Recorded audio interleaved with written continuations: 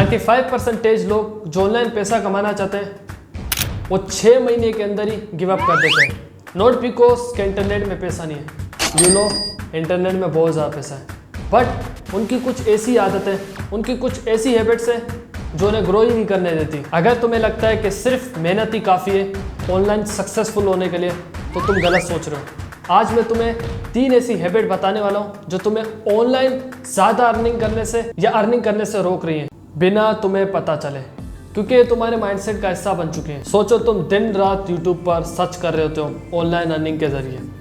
तुम कभी क्रिप्टो में एंटर करते हो, कभी ट्रेडिंग में एंटर करते हो, कभी ड्रॉप शिपिंग में एंटर करते हो, यहाँ से वहाँ फुदक रहे होते हो, ठीक है, बंदर की तरह।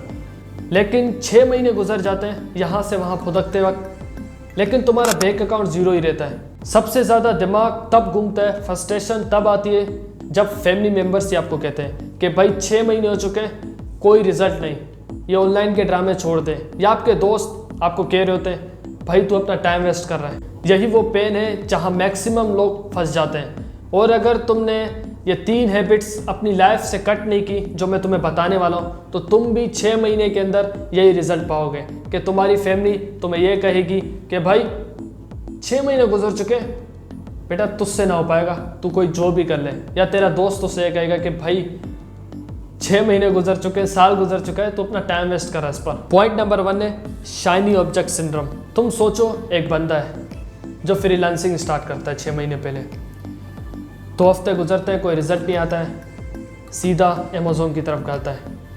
1 महीना गुजर जाता है, वहाँ रिजल्ट नहीं आता है, तो सोचता है यार ऑनलाइन ट्रेडिंग का एक ट्रेंड चल रहा है तो ऑनलाइन ट्रेडिंग की तरफ आते हैं। तो वो ऑनलाइन ट्रेडिंग सीख रहा होता है, वहाँ रिजल्ट नहीं आता है, सो फिर कुछ और। बट इस प्रोसेस के वक्त ना उसका बैंक अकाउंट ज़ीरो रहता है, बस वो यहाँ से वहाँ और वहाँ से यहाँ हो रहा होता है। का रिजल्ट ये होता है कि वो हर जगह ट्राई तो कर रहा होता है 6 महीने 1 साल तक, यहाँ से वहाँ, वहाँ से यहाँ, लेकिन किसी भी चीज़ पर एक्सपर्ट नहीं होता। और जिस चीज़ पर आप एक्सपर्ट नहीं हो, याद रखना उस चीज़ पर आपको पैसे नहीं मिलेंगे। Focus is equal to money. एक स्किल पकड़ो, उसे 6 महीना दो, साल दो, वो पैसे बनाने वाली मशीन बन जाएगी। आज डिसाइड करो कि कोई भी एक स्किल में पकड़ूंगा। वो स्क्रिप्ट राइटिंग भी हो सकती है, वो ट्रेडिंग भी हो सकती है, जो तुम्हें चीज़ अच्छी लगे, वो डिज़ाइनिंग भी हो सकती है, बट कोई एक ही स्किल पकड़ो और उस पर 6 महीने और 1 साल दो, उस पर एक्सपर्ट बनने की कोशिश करो। सोचो अगर बिल गेट्स हर 6 महीने बाद अपना करियर चेंज करता तो क्या वो बिल गेट्स बनता। Point number 2 freebie mindset.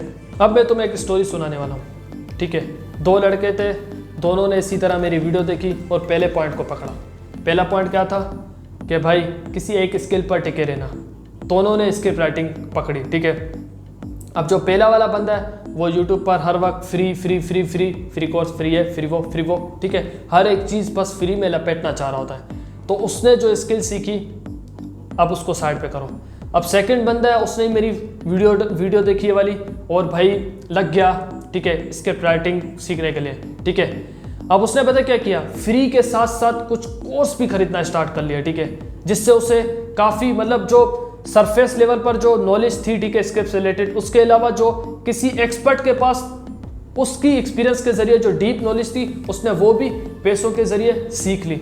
अब दोनों में कौन बेस्ट होगा आपके लिए? तो भाई इस तरह के भी माइंडसेट से निकलो। जो ऑनलाइन जो नॉलेज होती है वो ठीक है स्टार्टिंग के लिए, जब तुम स्टार्ट कर रहे हो तो डीप नॉलेज ज़रूरी होती है, क्योंकि सरफेस लेवल की जो नॉलेज होती है वो मानते हैं ओके भाई, लेकिन जो कोर्स बनाता है ना बंदा, जिसने भी बनाया वो होता है कोर्स, उसको डीप नॉलेज होती है उस चीज़ के रिलेटेड। अगर तुम उसका कोर्स खरीदोगे तो उसकी नॉलेज भी तुम्हें आएगी, डीप नॉलेज, ठीक है, जिससे तुम ज़्यादा पैसे कमा सकते हो। सो भाई ऑनलाइन अर्निंग को बिजनेस की तरह लो, ना कि टाइम पास की तरह।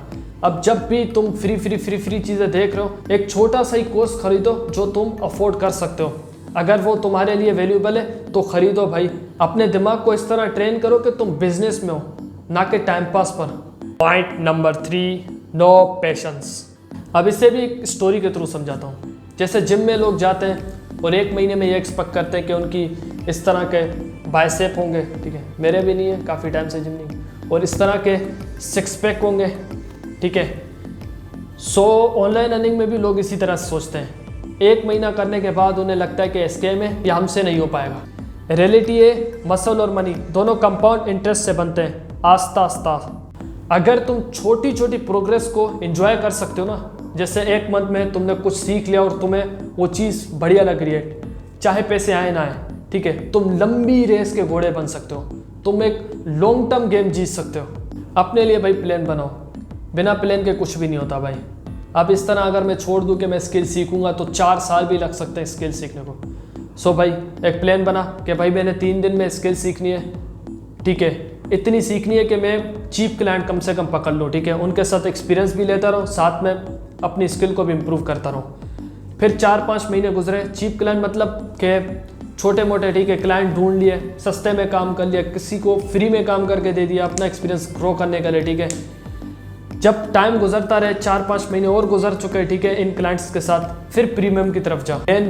प्लान बना ज़रूरी है और स्ट्रिक्ट रहे अपने प्लान के साथ। सिंपल सा रिकैप दे रहा हूँ तुझे, अगर तुझे ऑनलाइन पैसे कमाने सो एक स्किल पे टिका रहे और free free free free free free free free हर चीज़ जो तुझे फ्री में चाहिए होती है, इस माइंडसेट को पीछे रख और अपने लिए एक प्लान बना। सो भाई तू सक्सेसफुल होकर ही रहेगा, इसकी मैं गारंटी दे रहा हूँ तुझे। अच्छी लगी हो तो शेयर ज़रूर करना, अगर ज़्यादा अच्छी लगी हो तो कमेंट भी करना, और अगर बहुत ज़्यादा अच्छी लगी हो